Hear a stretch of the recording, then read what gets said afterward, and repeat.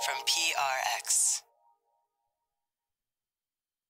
Ladies and gentlemen, boys and girls, and friends beyond the binary, and all our swamp-based beings who are listening to this show, it's time for Sleep With Me, the podcast that puts you to sleep in an announcer voice sometimes.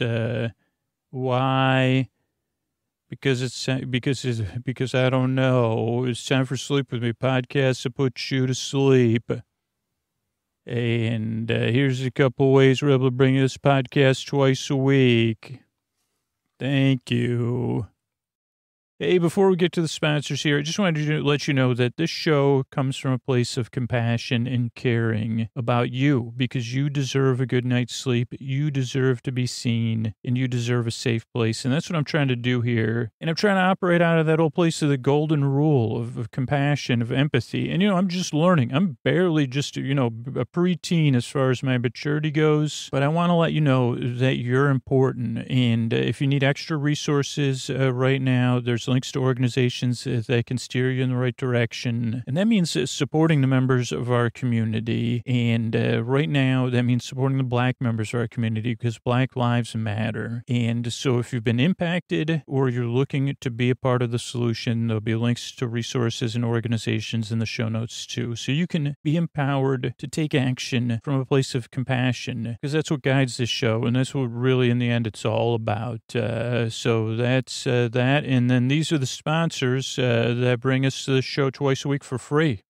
Hey, everybody, it's Scoots here, and I just wanted to make this quick. I'm trying to make these patron spots quick. If you listen to the show a lot, I'm here. I care. I care about taking your mind off of stuff so you could fall asleep. I've been working on the show since 2013, and I put a lot of work into the podcast, and I still put a lot of work in. If you value that work and you're in a position to do so, think about becoming a patron. But you should also think about becoming a patron if you listen to Sleep With Me a lot. Not only because you say, well, I get a lot out of Sleep With Me, let me give back. But we have some great benefits. You can connect with them through most podcast apps. You can get ad-free episodes, and those episodes don't have any of the jingles or anything that a few people find those disruptive. You could get around those at $5 a month. There's no thank yous at the end because some people let me know those were disruptive. And I keep those in the free feed because overall, the majority of people enjoy them. If you want to get around them, you could do that at $5 a month. And if you listen a lot,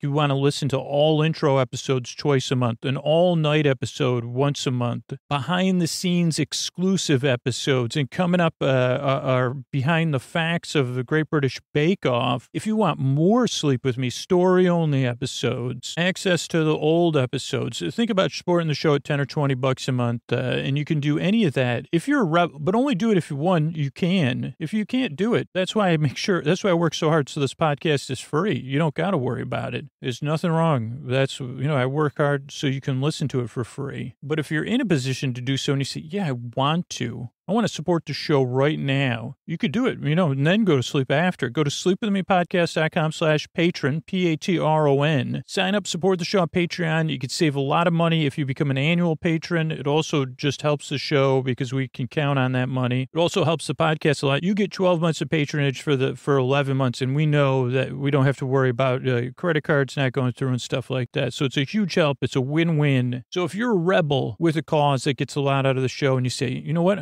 I'm wild enough to pay for a free podcast because I love it and I enjoy it and I feel like I'm a part of the show, I want to support it. Go to sleepwithmepodcast.com/patron. Thanks.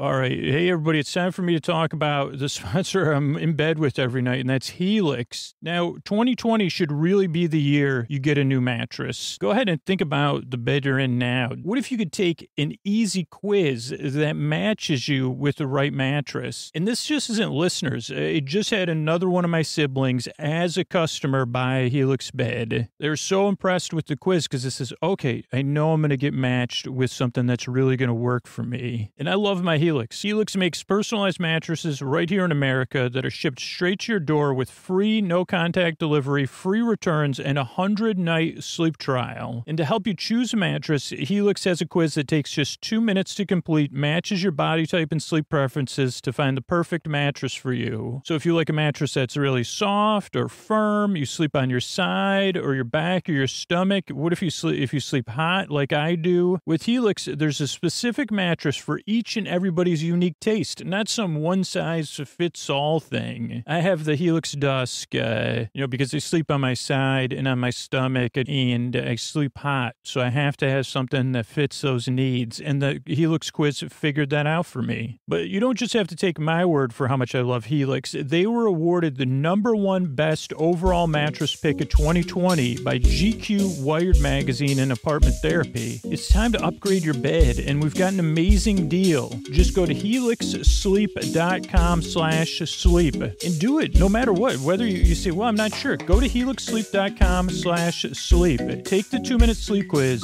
and they'll match you to a customized mattress that'll give you the best sleep of your life. They have a 10-year warranty. You get to try it out for 100 nights risk-free. They'll even pick it up for you if you don't love it, but you're going to. Mr. Bart, can you help me with the URL? Just go to helixsleep.com/sleep. Take their 2-minute sleep quiz. The customized mattress will give you the best sleep of your life, and you'll be saying, gee. Yeah, that's right, Mr. Bard. Helix is offering up to $200 off all mattress orders and 2 free pillows for our listeners at helixsleep.com/sleep. And Helix has been really behind the podcast this year. This has been a company I've been able to rely on month after month after month to bring you this show. So find a mattress for you to lie on. I just came up with that pun right now. Take the quiz. What are you waiting for? You could take it right now. I mean, this is part of the ads of the show anyway. Go to Helix, HELIX sleep.com/sleep for up to $200 off. And then share with me, like other listeners have, your unboxing video. What mattress did you get? What did you get matched with? I want to know more. Thanks, Helix, and thanks, everybody. All right, everybody, it's time for the Sleepy Supporter Zone. The one part of the podcast, I pop my peas, and I hope you be pleased to hear what I have to say when I can't rhyme. This is where I thank the listeners who supported the sponsors, because podcast advertising is actually, performance action driven. The sponsors support the show, and then they kind of see how do the ads perform. So the listeners that support the sponsors and let people know about it, this really works to keep the show free. So I want to thank Drew B, who supported Sunsoil, Maureen, who got into Grove Order, Michaela, who got a brand new Helix Dawn mattress, and Craig, who got an Air Doctor. Thank you, Drew B, Maureen, Michaela, and Craig, for supporting the sponsors, letting them know about it, letting me know about it. If you do that, let me know about it. Tag them, tag me in a social media post, call them, send them an email, and let me know about it so I could thank you here in the Sleepy Supporter Zone like Drew B, Maureen, Michaela, and Craig. Thank you. The second part of the Sleepy Supporter Zone is you getting the support you need. If you're having a tough time right now, there's going to be links to organizations that can connect you with resources in the show notes, including international organizations. So use those links right from your podcast app. And if you want to support the members of our community, the Black members of our community right now, and say Black Lives Matter with your actions, you're looking to change, you're looking to become a part of the solution, there's going to be links to organizations that can help you. Or if you've been impacted by racism, there'll be links to organizations to help in the show notes. And the third part of the Sleepy Supporter Zone is something I support, and that's the Malala Fund, helping young women around the world get access to quality education. It was something that was important to Ruth Bader Ginsburg, and it's something important to me, and it's something I support. It's Malala.org, and you can support it. And that is the end of the Sleepy Supporter Zone, which is now over. Oh, Mystery Bard, a lot of people help out in the show, including you. And you commission people can commission holiday songs as gifts from you, correct? Chris Posty Poster Son sounds like an earful. Wrote the theme song. Edits episodes too. Carl W. the Legend. Also edits episodes. Kenny, Scotty, Jennifer, and Ashley. Eric and the team let us down. They're on the website.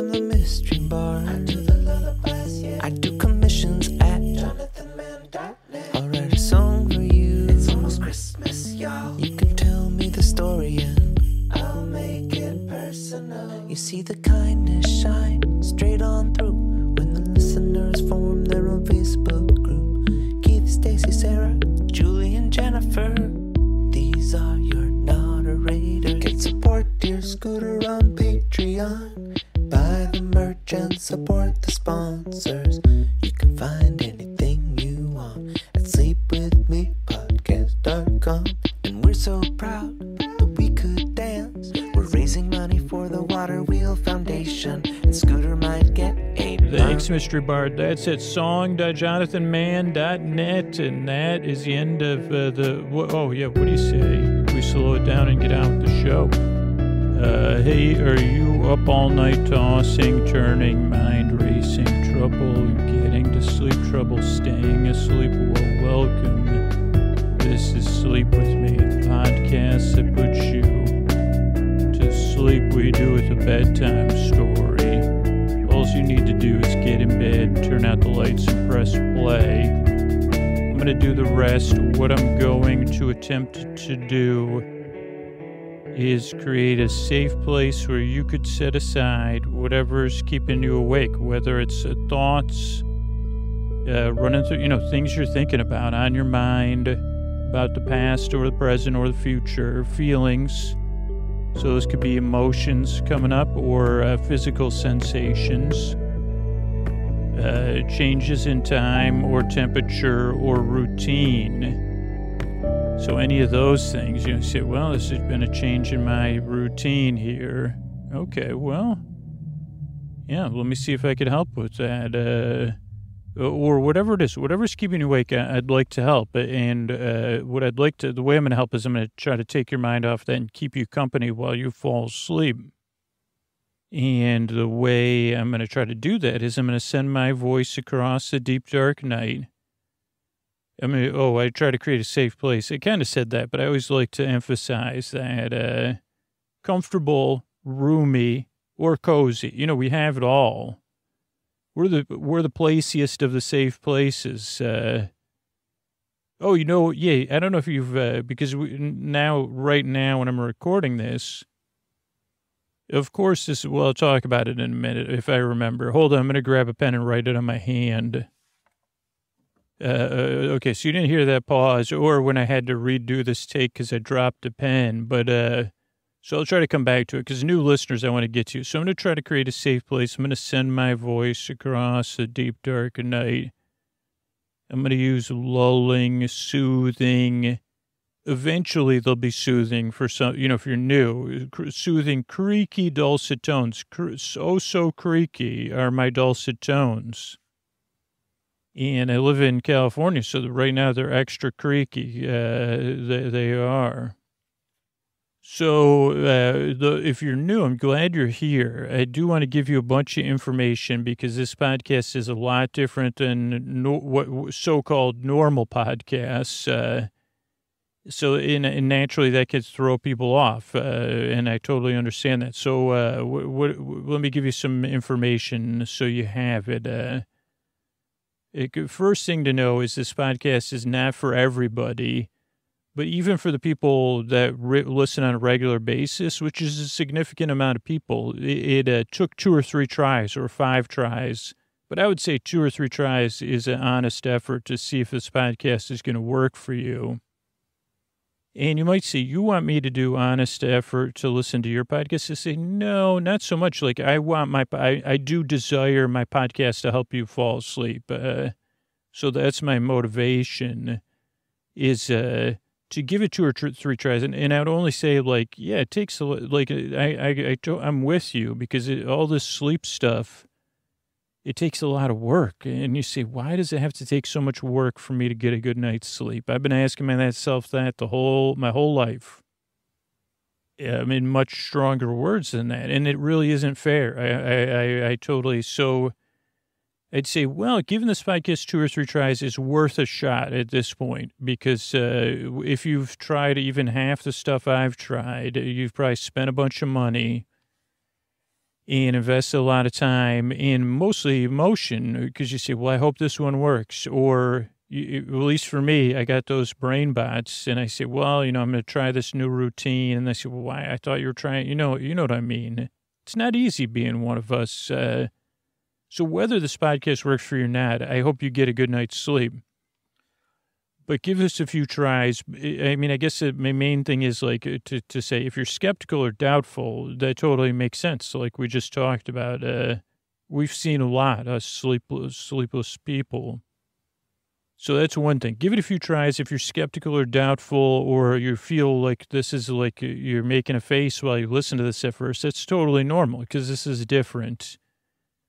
And also to go along with that, this is really not a podcast or even a sleep podcast or sleep audio that you listen to. Like this one is one podcast that's halfway in between being something that you listen to put you to sleep or that you don't listen to that's background noise. We're right in between those things, and it could be either way. You could totally make me background noise, or you could kind of pay attention, but you just kind of barely pay attention if you're new, until you kind of develop a way that you like to listen, and then maybe that'll even change. So just barely listen to me. And if you're new and you try to figure out the podcast, you're waiting for it to be like the other stuff, it just doesn't, we don't ever get there. So that's that. Oh, and this isn't really a podcast that puts you to sleep. I guess that kind of goes along with it. It's more a podcast that keeps you company and takes your mind off of stuff, barely engages you while you fall asleep. So there's those things that are important to know. Then the other thing that can throw new people off is the structure of the show. And the structure of the show kind of goes like this. It goes, greeting, ladies and gentlemen, boys and girls, and friends beyond the binary, and all our I don't know if I said it, but our swap-based beings, because this is our friends, our forest friends. So there's a greeting, so you know you're welcome. Then there's business, and the business keeps the show going, coming out twice a week instead of being a paywalled thing. So there's business. Then there's an intro. The intro is around 12 to 20 minutes long. And I guess I kind of find it, it just doesn't work for everybody, that idea, at least at first, especially, there's nothing I get more, other than my voice and my personality. The other thing I get the most strongly worded emails about is the intro and the business. Because for someone that's feeling strongly about it, it just is one thing. And they say, what is this 20 minutes of this stuff? So let me at least try to meet you where you are, if you're even close to feeling that way, which is legitimate and understandable. So the intro is an organic thing. It's kind of a show within a show is the easiest way to say it. But for regular listeners, it's part of their bedtime routine or their wind down routine. So you could experiment. You could start it before you get into bed, or you could start it when you get into bed.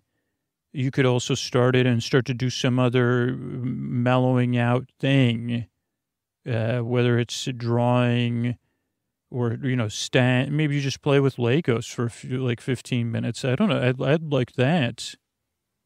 Hey, Legos, how come you're not pitching that to adults and maybe even kids? Like, play with Legos for 15 minutes. Legos are pretty chill. Or Lego competitor, Playmobil, you don't have my number, but, I'm definitely down. You say, well, we're changing, or some other, action figures. They're not just for action anymore. Dolls, they're not, they're not just for imaginary playing. They're for chilling out. It's true. You're not in your head. I could tell. But so just kind of the idea of the intro is to give you some distance between the day and bed to ease you into bedtime. Now, there are a percentage of listeners, 2% of regular listeners for our free feed, and then a percentage of patrons that just consume the stories. So for the free feed, your best bet is just to go to 20 minutes or 22 minutes and start playing it there. But I would only do that after you get used to the podcast, because otherwise it's going to be even more strange. So, okay, so that's the intro. Then there's business. That's how the podcast business works, is a mid-roll, they call it. So that's where a lot of our business is, between the intro and the episode. And that's kind of, again, just important to bring you the show. Then there's our story, which is an episodically modular series. You can listen to it in any order. Just a bedtime story, we'll say. It's called Otter Things. It's about otters and other beings in the swamp. Then there's thank yous at the end of the show. So that's the structure of the show. So that's the next thing to know. Then the other thing you want to know is that, like, I make the show because I've been there. Tossing, turning, mind racing, trouble getting to sleep, trouble staying asleep. So I know how it feels, and I just want something a little bit nice and a little bit relieving for you. To just give you some comfort and to take your mind off stuff, to help. So I hope I can provide that. And the reason I want to help is, one, because I've been there, but two, because you deserve a good night's sleep. You deserve a place where you can rest, feel comfortable, and have some distance between the day and you, so that tomorrow you're rested and you can live your life. That's like I said, it's not fair.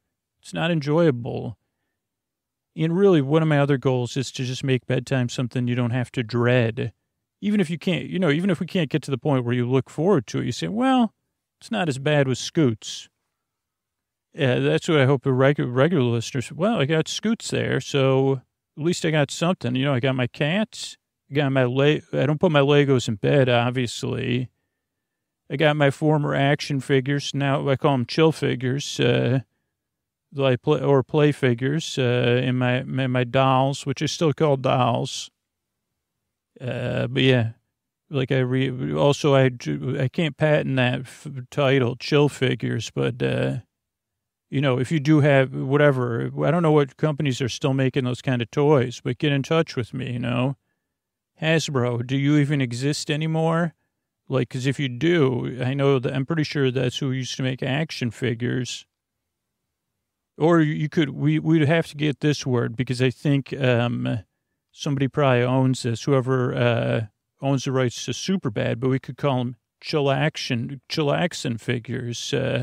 That's just automatic. That almost works. So whatever I wrote on my hand, I won't even talk about anymore, because we don't need to. Now that we've stumbled on chillaxin figures, you say, tell me more about your vision for chillaxin figures. And I'd say, well, thanks. I'm glad I have the great toy conglomerates here all together in one room. So you all just have one chance, to shower me with your toy billions. But, we're not taking any toy money, by the way. Oh, could you pay me in Star Wars? No, please don't bring that up, because please don't try to tempt me with toy-based bonuses, because they won't be accepted, because they would work, so I can't take any toy-based bonuses. It'd be great if you just accidentally left some toys somewhere, but it wouldn't impact my decision-making at all.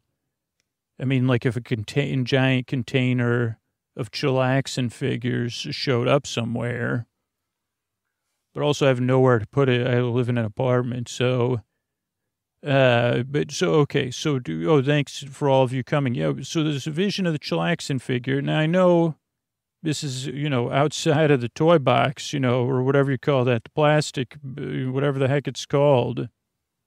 I'm not trying to say you have limited vision, but when I pitch chillaxin figures to my toys, some of my toys said, so it's just like an action figure or a doll, like lying in a beach chair. I said, no. That's an action figure chillaxin. That's something totally different than a chillaxin figure. An action figure chillaxing, just to do a basic grammar lesson, if I can, the action figure is the noun and the chillaxin's the verb. A chillaxin figure is a proper noun, or one day will be. And it's a figure or a toy-based figure, figure-based toy that you use when you're chillaxing, which is a mild action. Kind of just like Superbad, but this is more nothing like, just because that word was so great. Okay, so I can't get that idea though of a toy just sitting on well, it's pretty relaxing. That's a relaxing use of a toy. Having a toy on a beach chair But how long is that going to be relaxing for? Chillaxing figure takes it. It's just basically playing with the toys while you're relaxing. It's just it's just branding. Come on, this might not be branding 101, but I don't think it's at 201. I mean, maybe. So just relax. It's just a new way to play with toys. And I think it also offers an opportunity to accessorize, because you could have because you don't want most of these toys you don't want to have in bed with you, because I know most of your toys are plastic based, and they're a bit hard. And this doesn't mean, so we should have soft toys. No. Plush toy, there's toys, there's stuffed animals and stuff, plush. That's what you have in bed with you. I see your hand in the back. What are you, from one of the plush makers? Why don't you just play with your plush toys in bed and call those chillaxing figures? I don't want to pull rank here, but I'm the expert. I'll tell you exactly why. I got an answer for this. I'm glad we're having this press conference in the middle of a sleep podcast intro and business pitch, but I'll just answer this last question before before you can figure out who's going to win. It's emotion, basically, to talk about why can't you just chillax with your stuffed animals? Your relationship with your stuffed animals or your plush is different than with your chillaxing or formally action figures or toys, your daytime toys. You have an emotional resonance with a plush that is more for comforting, for snuggling, and for sleeping. Now, there is some play. I'm sure there's some playtime with them, and that's good. But contextually, it's a totally different level of playing.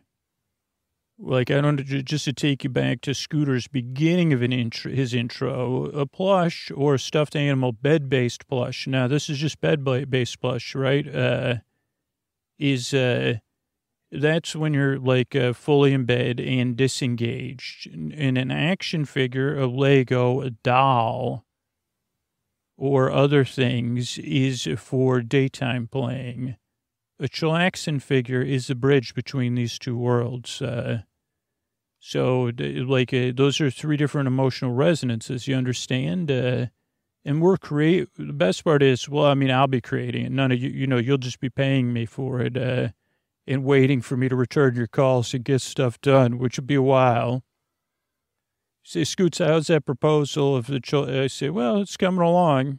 I say, send it to voicemail. Is that a Hasbro HQ calling? This is said to voicemail. So anyway, if you're new, I'm glad you're here. I really hope this podcast can help you get some rest. Give it a few tries. I work really hard. I yearn and I strive. And I really want to help you fall asleep. Thanks again for coming by. And here's a couple of ways we're able to bring this podcast to you twice a week. All right, everybody, it's time to talk about AquaTrue. You got to get an AquaTrue in your kitchen for you and your family. And you know this as well as I do. We all need to drink water, a lot of it, to stay hydrated, to be healthy. Our bodies are made of 60% water. And I stopped drinking water out of the tap a long time ago. And that's a pretty universal thing. Virtually every household in America has harmful contaminants in their water. And AquaTrue is made by the same company that makes the amazing air purifier, the Air Doctor. AquaTrue is a revolutionary new water purifier. It's certified to remove 15 times more contaminants than those water pitcher filters. We're talking about a high-quality piece of technology, not just something you pour the water in the top and then it dribbles through. And you say, what is that? Is that just charcoal in there? Is there what? No, AquaTrue is a 4-stage countertop filter. It works with no installation, no plumbing. And here's another important thing. The water tastes delicious. I make my sun tea with AquaTrue. I make my coffee. I fill my dog's bowl and I give it to my daughter. Its patented ultra reverse osmosis technology is certified to remove 80 of the most harmful contaminants. That includes chlorine, fluoride, lead, arsenic, PFAS, nitrates, and many more. It's the same technology used by all the major bottled water brands. The filters are affordable and they're long lasting. And you don't want to have to think about this. You just want When you're thirsty, you want to drink. You want to stay hydrated. You don't want to have to worry about I got to go to the store to get more water. What about all the plastic? You could save the environment from tons of plastic waste. You could save money. AquaTrue costs less than 3 cents a bottle. I love my AquaTrue. So do thousands of satisfied customers. AquaTrue is the only water purifier that clean water activist Aaron Brockovich recommends. And AquaTrue comes with a 30-day money-back guarantee. And today, you got to get on this. This is an offer. You got to take them up on it right away. Don't wait. My listeners can receive $100 off an AquaTrue plus free shipping. And you just go to aquatrue.com. That's AQUATRU.com and use this code SLEEP at checkout. That's $100 off plus free shipping when you go to aquatrue.com and use that promo code SLEEP. Get over there and then share with me a picture of you toasting me with that delicious AquaTrue water. Thanks, everybody. All right, hey, everybody, it's Scoots here, and this is our ongoing episodically modular series. Otter Things. I don't know why my mind blanked on that. And it's episodically modular. It's serial, too, but it's modular. So this is a first. I mean, this is groundbreaking stuff for sleep podcasting and all other. Because I'm not anti-narrative. There was a big, especially in the 90s, there was this and there's always like an anti-narrative movement, right? Also, I want to say I'm not anti-narrative. I'm just saying that in this sleep podcast is not anti-narrative. And how did I get so mixed up when I'm trying to introduce a fictional story? The groundbreaking part is that it's episodically modular serialized. So that means you can listen to it in any order, in any sequence, and you'll still get the seriality if you want it. I don't want the seriality to be something, well, I've never listened to this before. I don't know if I'll like it, or I don't want to listen to it out of order. Those are all natural concerns. And I think that concern comes from an uncomfortableness with anti-narrative, because you see, and I say, don't worry, I got you covered. I'm not anti, this is an anti-narrative. So it's an ability to listen to the narrative in any order. Because Emma Otter is going to come and she's going to catch you up on all the details, but it's also I don't know, I write the stories in a way that you could listen to them in any order, and you might even get more out of it. Also, this is just for people that, your brain bots might say, well, I can't listen to this one. I really think you'll get a lot out of listening to this, and you don't need to listen to it also. You can. So that's why I put all this work in, is because you could listen, but you don't really need to. But I want to let you know that you could listen and not listen. I want to give you permission. I'm not trying to circumvent the part of you that says, whoa, I can't listen to episode 11 first. I say, well, you could. Why don't you give it a try and see how it goes? Because, you can listen to, you could listen to it, or you could fall asleep during it. Either way, I'm going to be here. I'm just here to help. And I made it special for you, BrainBot. And I know you're a completist, and I know you like to listen to things in the right order. But this one, like I've said in other beginnings, you could consider episode 11, episode 1, and all the other ones are prequels. And they say, well, I don't know about that, and I say, well, just look at it like a thought experiment or research. Just give it a try. So that's what I want you to know about the episodically modular serialized aspect. Everything else, our host, Emma Otter, this is archived audio I've discovered from the 1990s. Well, I don't know when Emma recorded it, actually. This just took place in the 1990s. That's a good question, huh? Anyway, here's Emma Otter. Hello, everyone. Emma Otter here, and thank you for listening. I'm happy to be in your ears. I'm Emma Otter. I'm telling you a story of some things that took place in our town not that long ago, some otter things. I'm an otter, though, and I'm talking about ODDER things. Because this story, while it involves me, an otter, and my brother Tefe, an otter, there are other forest friends or swamp friends, members of our swamp community, and my family, my larger swamp family involved in this story. But I want to also catch you up on everything that's happened. So once upon a time, there was an otter named Emma. She was pretty good, but not, she wasn't perfect. And she had a best friend and also some other very, very, very good friends that she mentions in no particular order of their, at all. But her and her very, very close friends like to play a game called Bards and Big Bunnies, a role-playing game. You play with dice in your the theater of the mind. And my friends' names were Willow, Vaughn, and Elijah, or LJ.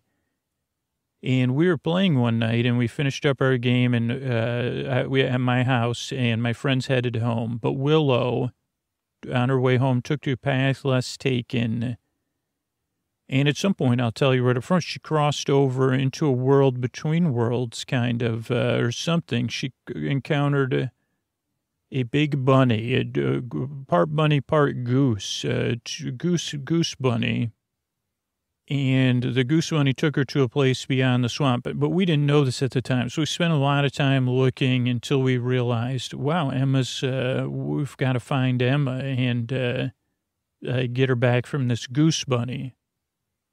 Now, remember, I always tell you, all will be well. And even when things aren't all well, the goose bunny was taking care of Emma in a misguided way, I believe. I truly believe this, even though I don't have all of the facts. The goose bunny, it was in a place that was in between our world and another world, and maybe a portal between those worlds.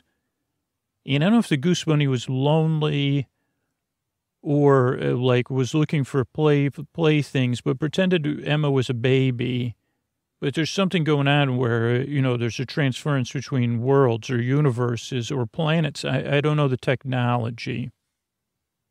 So I don't think the bunny was doing it out of, to be not nice. It was more just a unintended consequence of the bunny's behavior. Also, this was not a bunny with full consciousness. It may have been like a younger bunny that was big. I don't know any of those details.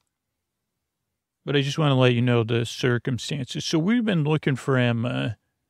While we were looking for Emma, we met a new friend from a place beyond the swamp.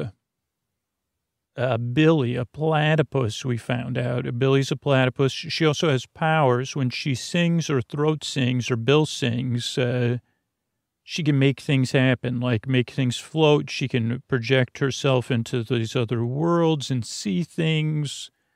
She can make you move in slow motion or dance or any of those things. So Billy's been helping us to find Willow, and we've all become pretty good friends. So that's been happening. Meanwhile, my brother Tefe and Willow's sister Dory have also been looking for Willow. And they also have a theory about the big bunny. And they've been trying to help get Willow. And Willow's mom, Frances, and our community resource officer of our town, Leon, the bull, have also been trying to help Willow. And we all got together and we found out that Willow is in like a place beyond the swamp. It's both our world and another world. And she's there. We also learned that Dory's friend Babs, who also had encountered this big bunny. Now, unfortunately, Babs, like the unintended consequences for Willow, it's more of like, well, this could happen. What happened to Babs? So it's just, Babs seems like she's fully in the other world, at least physically. She could still see through the eyes. She became a doll in our world, basically, a plastic doll. Or I don't know what the doll was made of, but we'll just say that. So physically, she's in another world or another universe or maybe another planet. I don't know, but not here where she could come back. We could see her through the eyes of the doll, or Billy could. So we say, well, if we don't find Willow, that's probably what's going to happen to Willow. Then she'll be stuck in this other world like Babs is, which is fine. I just want to tell you, we kind of got the feeling from Babs, it's fine, that other world, but then she doesn't have the ability to just come here, so she might miss her friends and stuff. And, of course, all this is a lot of times ego-driven. We don't want to be without Willow, of course, in our lives. Kind of Dari and Babs had a falling out, so, I mean, I think Dari's probably broken up about it, but she's not like, it's not like her sister or her best friend. I think, well, I don't know. I can't speak for her. But you know what I mean? You want someone back in your life. And so we're all at our high school gym where we had built a fort to use. So that way Billy could try to communicate and find all this information. And that's kind of where we start tonight, is that we took a nap together. And we've woken up after we rested. Maybe we even rested for the whole day or night. I don't know. It still feels like it's dark outside because it is. And at first what happened was that Leon tried to sneak out. We were all sleeping in this fort, like a tent, or like a lodge. And Leon, the bullfrog, tried to leave. And then Francis got up and followed Leon. And Leon said, well, Francis, I want you to keep an eye on the kids. And she said, where are you going? And he said, you know where I'm you kind of got a general idea where I'm going. I'm going to the place beyond the swamp to find my way in and get Willow. And Francis said, Willow's my daughter. And Leon said, well, this is like my job as community resource officer. I'm an authority figure, and you're just a mom. And Francis said, I'm sorry, excuse me? Like, excuse me? Really? Excuse me? I'm coming with you. I'm not even going to dignify that with any more than multiple excuse me's and the way I'm looking at you. So let's go get my daughter. So they headed off, and then Dari woke up, and Dari had been dreaming about her friend Babs. So she went off because she was having strong feelings, and she went to feel her feelings and let them really come up. Her strong feelings about missing Babs, about Babs not now being definitely not a part of her life. And that, why did that happen to Babs? All those things. And she was really, had the ability to just let her feelings come up and feel them and be overpowered for a time by them. At some point then, Tefe woke up, and Tefe headed out because Tefe could hear the tail end of Dari's strong feelings, sniffling. Maybe Tefe, I would guess that Tefe was even waiting for the tail end because it might have been too much for someone like Tefe, but that's just me. He's my brother. I'm judgmental. But so then Dari went out to Tefe went out to Dari and said she's sorry about Babs. And Dari said, well, I guess I'll never see her again. And Tefe said, yeah, that's like, still can't believe it, huh? But you sound like you've gone on to another stage of acceptance or something. And Dari said, well, at least you'll never kiss her again, I guess. And Tefe said, yeah, I guess so. So I guess we'll just keep an eye on these kids. Where'd the adults go? And Dari said, I think you could figure out where they went. They went to get Willow in the place beyond the swamp, which is a visitor center and a bog walk, but also a secret government facility with more than likely a portal to another world. And Tefe said, yeah, you're right. That's probably where they went. And Dari said, and we'll need to do something. And Tefe said, well, if it sounds like they got it handled. And she said, the going in, getting Willow part, but the big bunny, the carrots, we collected everything. We need to lure the big bunny away from the place beyond the swamp. And we have to be AIT to like, we have to lead the goose bunny on a wild goose chase, at least for a period of time, and maybe keep it as a pet, or, you know, for the proper, like, so it could be observed, so that they can get, and Teffy said, okay, I think I understand. We had a plan going. And Dari said, well, it's time to put our plan in action. And Teffy said, okay, you're right. So they headed off, and then we started to wake up, and we wondered where they were. We said all the adults are gone, and even the teens are gone, so it's just the four of us on our own. We should just probably wait here and hang out, lay low until they come back. Now, meanwhile, I was kind of lying there wondering what, Francis and Leon were doing. If I tried to imagine where they were, if they had discovered Willow, but now, I kind of know. So I get to tell you that they headed out and they drove, and then they snuck across the road that separates our place from the swamp, and they tried to quietly get on the bog walk, and they were going to sneak into the visitor center and head down to the facility. But as they snuck on the bog walk, they took a few steps, and all of a sudden, and you see this in movies, you always wonder, where does this really happen? But all of a sudden, like the bog walk, which is like a wooden walk on a bog, not that we would use it. This was a place beyond the swamp we didn't really go. Some people would say it was remnants from when humans roamed the earth. But we all know that's just fiction. So probably just something that we built and forgot about, even though it's not, the size was different and the visitor center was different. But anyways, so they were walking on the bog walk, and all of a sudden they felt things moving, and then the bog walk dropped down and became like the wooden part dropped down, and they found themselves on a bouncy house slide, a really long one though.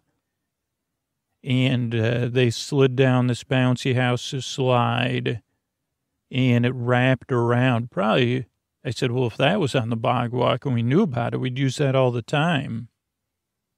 But then for them, the bouncy house slide circled down and down and down, and eventually ended in like a bouncy house room where they came out. But then they like a bull, they actually had it like a design so the bull bounced and slid down another slide, but then something caught Francis.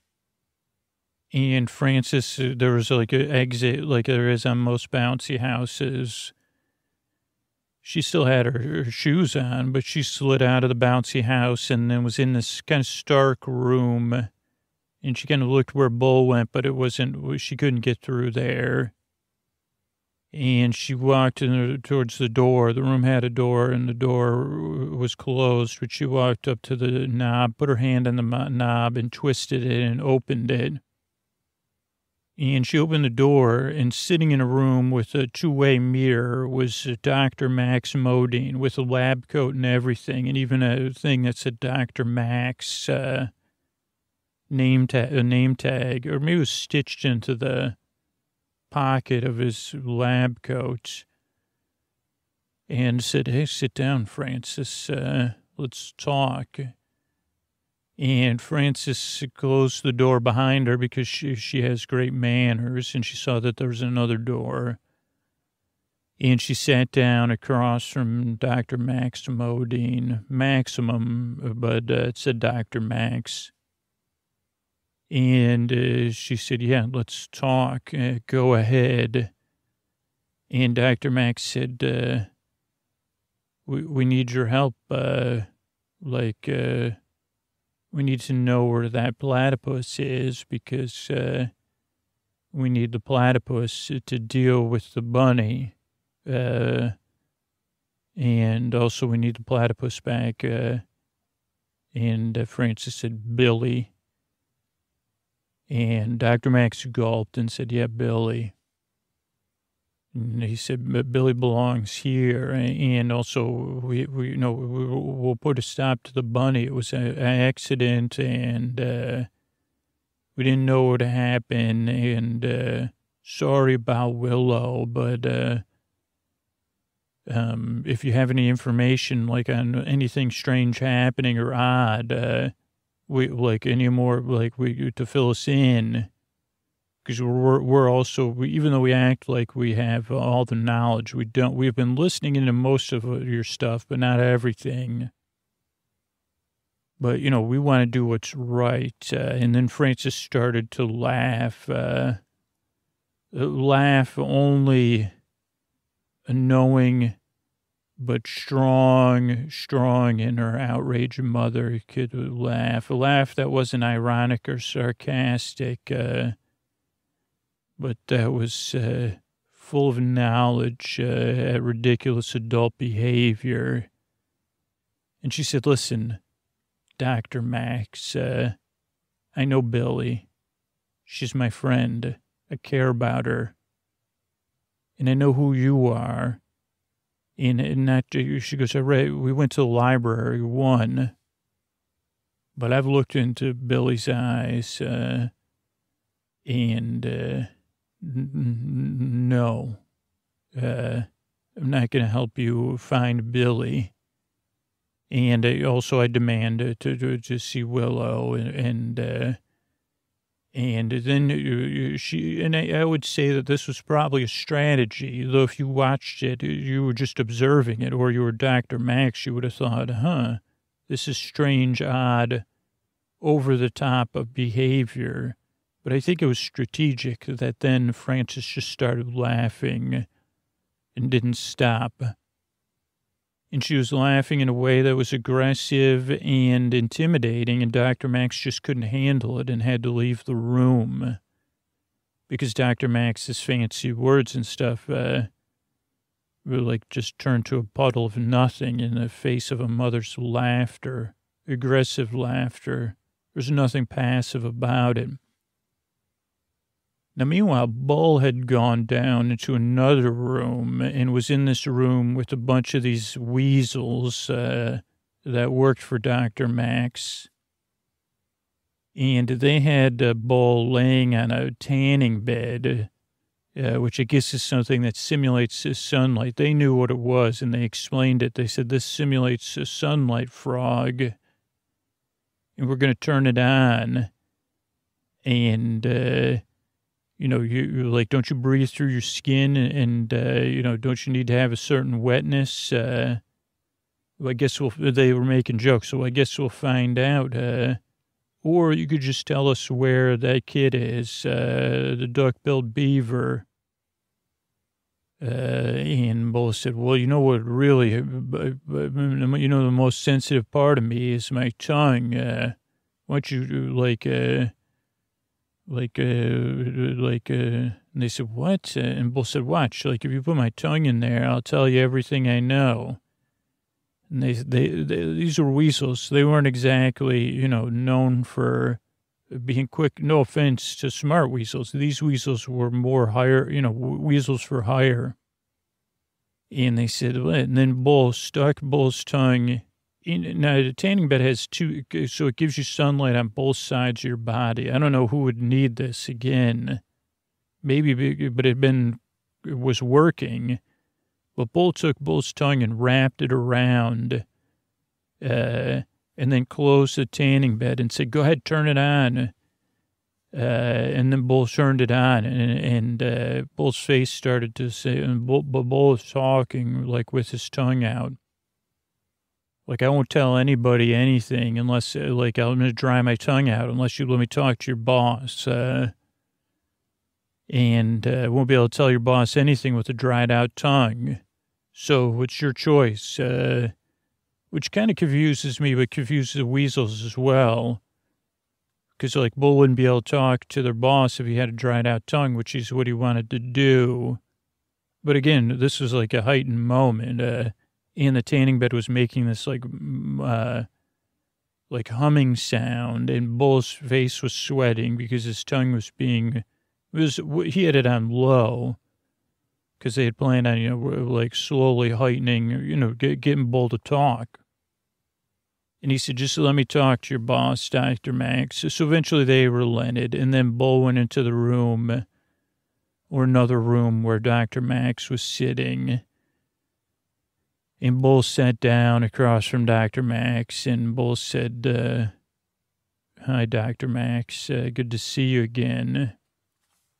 And Dr. Max said, well, I want to talk to you about the situation and Willow and, doing what's right and helping us find Billy, because that's like the only thing that's going to stop any of this. And I know aren't you the community, or aren't you the resource officer of the whole community? Because until we get Billy back here to deal with the bunny, and both said, interesting. I guess something else I wanted to talk to you about, Dr. Max, if you don't mind. And Dr. Max kind of said, okay. And both said, you remember that movie, The Fox and the Frog? It was my favorite movie as a kid. It was the first movie I ever saw in the movie theater. And Dr. Max said, yeah, they were best friends, the fox and the frog, friends forever. Wasn't that the subtitle of the movie? And Bull went croak, ribbit or something. And he said, yeah, until the fox grew up, right? And then Max kind of nodded and said, yeah, and then that fox fell in with that group of foxes who said, this is a natural order of things, the circle of life. You can't be friends with a frog. Like, don't you understand? This is how foxes are. When we foxes run free, or foxes run wild. And Dr. Max said, okay, yeah, I get it. Not your favorite movie, huh? And Bull said, yeah, it wasn't until the very end. There was a thing where the fox was chasing the frog right at the end of the movie, towards the end of the movie. And it was the fox had bought into that fox mentality. And they chased the frog up they lived in that world on the edge of that steampunk world. I think it was trying to introduce another movie or something. They went up that water wheel, and the fox, the frog got away, but the fox ended up going in the water wheel. It built up a charge that gave the fox a little SHOCK shocky poo. And then the fox needed the frog, right? Because it was an accident. The frog didn't mean for it to happen. And that's when the fox realized the error of the fox's ways, right? Yeah, Leon, that's a very nice parable. So, in this one, aren't you here, the frog, to save Willow in your town? Isn't that why we're here anyway? Listen, Fox, I know you want the platypus, and you're wondering, you don't know where the platypus is, so let's talk deals. Well, that's strange, Leon, because it's out of character for you. You're just going to make a deal with me? I get it. You want to save the kid, but I don't know, something, I'm not the first, this isn't my first foxing, you know what I'm saying? It just doesn't make any sense to me. So why should I trust you? Well, Dr. Max, let me it should be obvious, but let me lay it out for you if I need to. I got another parable for you, because I don't know if you knew that there was a second Fox in the Frog movie. It went straight to video, though. It didn't make it in the theaters. It wasn't even popular, and it wasn't good, they said. It was called Fox and the Frog, Froggy in the City. You see, the actor that played the fox had asked for too much money and for a direct-to-video sequel. They had become really famous in the time since the first release. And they were only contractually obligated to say 10 words for the sequel. So the fox wasn't really in the second movie. It was just a frog moving to the big city. And the frog is grown up and had been living next door to the fox the whole time. They were best friends. They ran a shop together, whole 9 yards, all perfect happiness, living together, living in community. They both had families, but the frog had this crazy idea to move to the city and become a singer at the clubs, a lounge singer. In the big old city, you know, the town's so old and nice, they say old twice or thrice. Old city, a big old city. I don't know. I can't remember. It's been a while since I've seen the movie. Now, I have a theory about the movie and the frog, is that the frog, it had so much action in that first movie and that thing with the wheel and all of that, that deep down the frog could never get back to that chase on the water wheel and rescuing the fox, that it was too thrilling. And the fox had spent its whole life trying to track that thrill down or waiting till it could get a thrill like that back. Like heroism and instant payoff, gratification. And maybe he just didn't feel comfortable in his own skin. I don't know. But, and of course, you know, the movie shows that the frog was wrong. But the frog headed off to the big city. Fox told him not to go. He ignored the fox. Be reasonable. Brought his family there. But when he got there, all he cared about was his dream. Not about his friend the fox, and not about his family. It was just his dream. And he wasn't a teachable person, this fox, you know. It was all his ego and his stuff in this movie. No wonder it wasn't popular, huh? Who would want to watch a movie about this? The frog didn't have, like, a quiet place in him where, you know, ideas and love and comfort could take hold. And the frog had a lot of bad habits to tune out from all, you know, cognitive dissonance and numbness and that whole thing. But the frog kept telling himself, everything's going to be okay. Once I become a big star, everything's going to be okay. But it ended up between his bad behavior and his inability to be taught or to take any constructive help, things didn't go well, and he ended up getting banned from every club in town. His family had enough, and he sunk so low that one time, you know, he went out for a walk, and he just kept walking till he found himself in the desert, and the sun was just shining down, and the frog just kept walking. I see you're interrupting me. What's your question, Dr. Max? The desert? What do you mean the desert? Yeah, the desert. And the fox came and got him. Now, the fox didn't speak. That was like part of the brilliance of the movie, in my opinion, was they could have the fox appear there and go get its buddy from the desert and bring him back and nurse him back to health. Brought him back to the swamp, of course.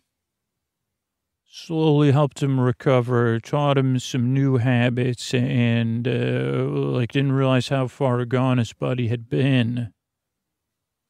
Okay, well, Leon, what does this have to do with anything? Well, here I am, Dr. Max, and I'm asking myself, am I the frog or the fox in this situation? You know what I'm saying?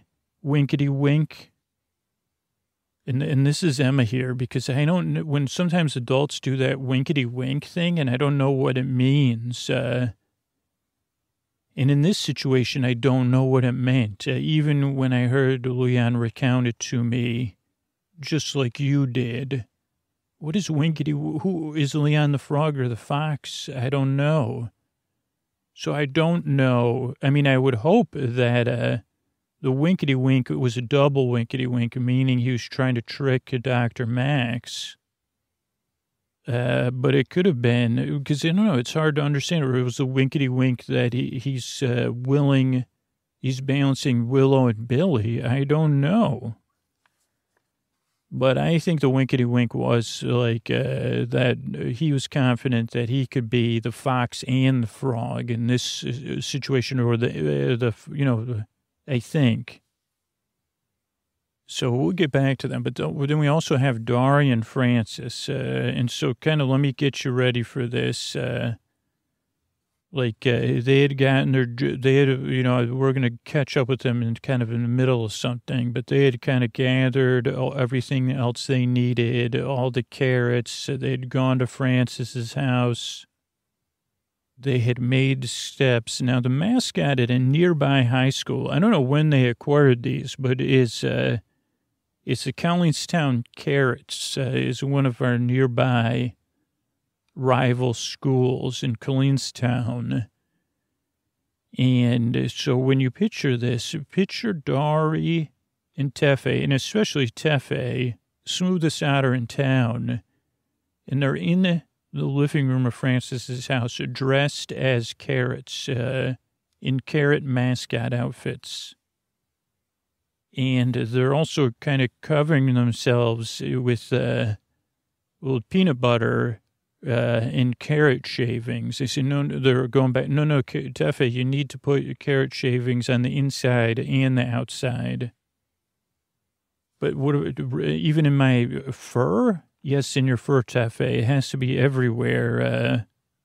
In fact, you look like a cuter carrot with carrot shavings in your fur.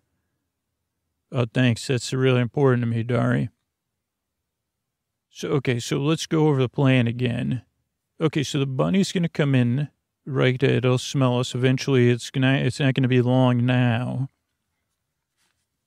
And then it'll see us. And there's a pile of carrot shavings at our feet. So as soon as we see the bunny, we're going to run down the hall.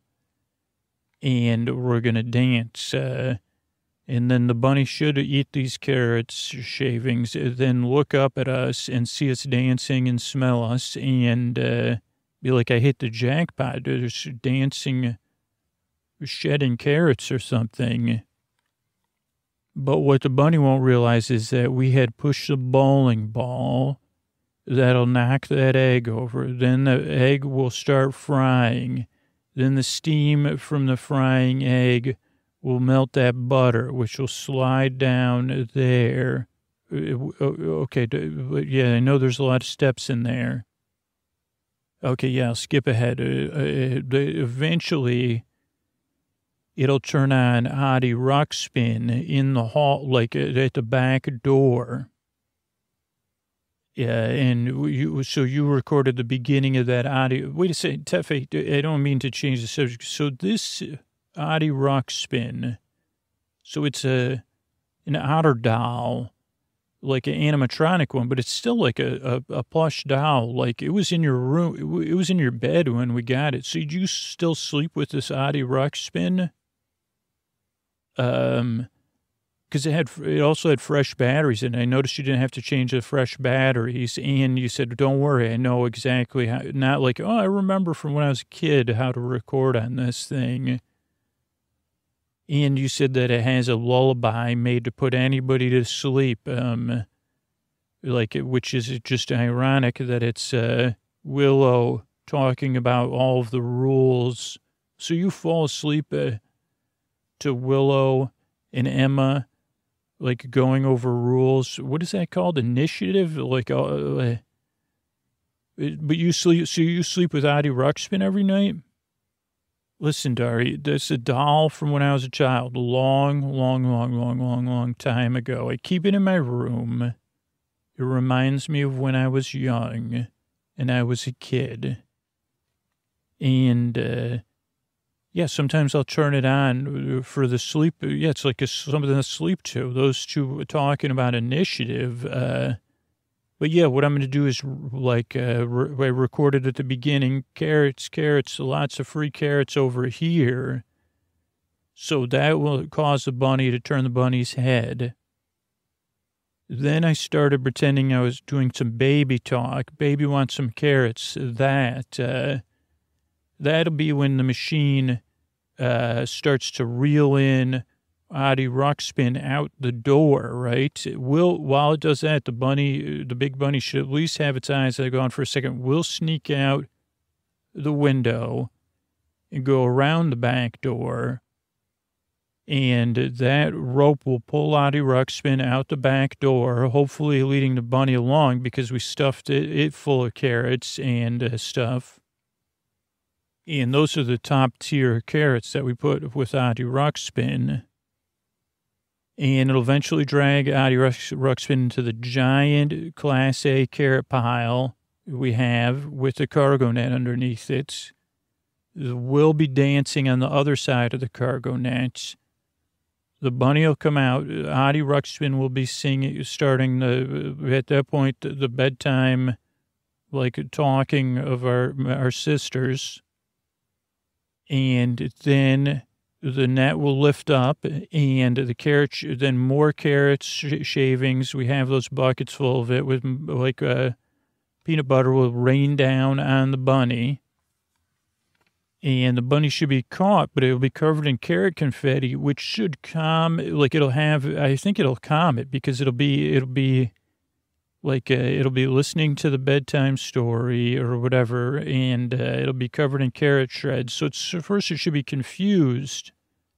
This is your theory. Yeah, it should be confused. You're right, next FA. And I mean, we're just guessing here, but I think it will calm it down, and there'll be plenty for it to eat, and it'll be in that net. What the heck is Tefe? Hello, what, Dari, what is it? Your Audie Ruxpin just walked into the room. What the hello? Audie Ruxpin? Wait a second, Audie Ruxpin, what are you? Hello, Tefe. Oh, hello, Dari. It's me. Audie Ruxpin, we're kind of like, Dari, I think this must be a dream or something, right? This isn't real. No, it's real, Tefe. Audie, this isn't really a good time right now. Also, don't tell Dari anything I told you about her. Because you promised to keep my secrets, right, Audie? So please just, when did you learn to walk around anyway? Oh, Tefe, how do you really feel about Dari? Tell me more. Audie, what's going on with you? Yeah, what's going on with your eyes, Audie Ruxpin? Wait a second. I can see Babs and Audie. Babs, is that you? Dari, it is me. Thank you. I'm not Audie Ruxpin, Tefe. It's me, Babs. I was drifting around the other world, and I knew you could use some help. I saw the two of you discussing your plans, and I found my way into Audie Ruxpin to try. Also, I think the two of you should talk out your feelings for one another, because now I'm gone. I mean, I can be here as Audie Ruxpin, but not as Babs. Okay, that's not we don't need to talk about that. Yeah, Babs, we don't need to talk about that. It's just really not a good, we had a plan, Babs, thank you. Oh my gosh, the earth is shaking, the bunny is coming. Excuse me, Tari and Defe, or Dari and Tefe. If you were a couple, I'd call you Tarfe. Why are you dressed as carrots anyway? I don't remember that part of the plan. You look great.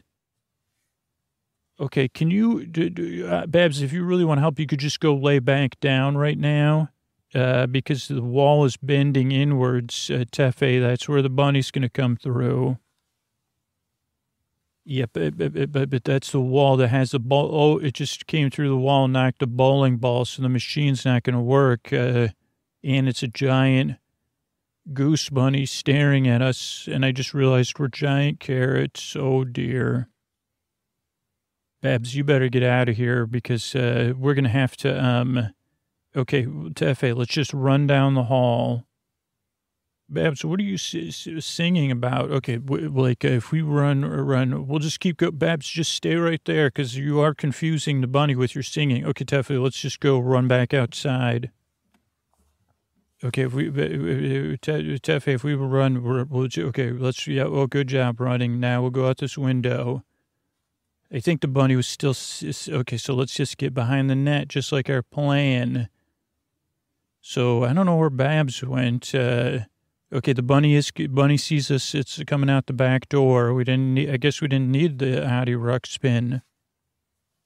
And this is really, this is good. We just got just a few more steps. Keep dancing, Tefe. Yep, do a carrot, dance like a carrot in the rain or something. I don't know where Babs went or Adi. We're tasty carrots. Oh boy, come and eat us. Dari, I'm really worried. I don't want, well, it's going to go to the cargo net. It's slowly coming. It's just eating the carrot shreds on the way. It's working. Just keep dancing. Yeah, here we are, right on the other side of this pile of carrots. There's two giant carrots. Okay, but okay, just focus on being a carrot. I'm a little carrot, orange and long. This is a carrot singing a carrot song. Oh, what was that? Was that someone that just said BOO behind us and made us jump into the cargo net, which is pulling us up? Tefe, did you? Yeah, that was Adi Ruxpin. Just said boo behind us. And we jumped into the cargo net, and now it's bringing us up. And the bunny's coming. It's right below us. We're just out of reach of it. Babs, why did you do that? And the bunny is trying to get us. Okay, well, at least we're out of reach of the bunny right now. Because the bowling ball didn't go. It didn't release the carrot shreds and peanut butter buckets. Okay, Dari, I don't even know what that means. Well, if we can swing the cargo net a little, we could swing it out of the way, and I can pull the rope and dump the peanut butter and carrot shreds on the bunny. Well, why is that important right now? Shouldn't we try to be, because the bunny just hasn't realized it can jump yet for some reason. Oh, I forgot bunnies can jump. Okay, so just keep swinging. We're doing good. Push your foot out and see if you can push it against that tree. Okay, great. One more swing. And I'm pulling the rope, and the big bunny is being covered in carrot shreds and peanut butter. Really good that you did a 3-to-1 watering down of the peanut butter, Babs, because it wouldn't have, sorry, Dari, I didn't mean to, don't worry about it, Tefe, but it's not, oh, wait a second. So the bunny is, bunny seems to be, I guess our theory was wrong. The bunny seems to be more upset because the goose things are eating the carrots off of itself, and I don't think the bunny likes how that feels. And it looks like, but there's Adi Ruxpin with a wagon full of carrots, and it's waving to the bunny. And it's letting the bunny chase it off. Yeah. So Babs, where do you think they're going? Well, I don't know, but Babs behind your garage, but it looks like Babs kept going. I didn't realize Adi Ruxpin could run that fast. Yeah, the bunny's kind of slowed down a little bit. Okay, so what should we do? Well, we should try to get out of the net and follow them.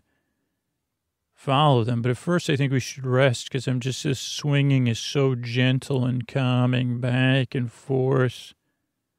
It's so relaxing that I feel like I'm also drifting off into a sweet sleep. Yeah. Yeah, you're right. So am I. So maybe we should just rest for now, and then we'll find out what else is going on out here in the world of Otter things. Good night. All right, I want to thank everybody who reviewed the show over on Apple Podcasts recently. TCL said amazing. Don't know how he does it. Even if I don't think I will be able to fall asleep, I'm asleep within minutes of the story starting. Listen to the intro as I'm getting comfortable winding down, and then I try to listen, and my head is swimming in warm and sleepy thoughts. Great sleepy time stories. I think that's from Miss A.B., who says, I can't believe how well this works. I love watching old episodes of Friends or Modern Family. I get hooked on the story. But this podcast, not so much, in a good sleepy way, though. Never heard the end of one of them. Good night. Kay says, great podcast, puts me to sleep every night. Something about his voice and the stories he shares to make it much more peaceful. Insta Sunset says, I've had insomnia for 4 years, and while this wasn't the only cure, it's a nice and comforting part of the treatment. I still listen on those hard nights and grateful. Says, give it a shot. Love this podcast. At first I was like, what the heck am I listening to? Like so many other people, but then I never made it to an end of a podcast yet.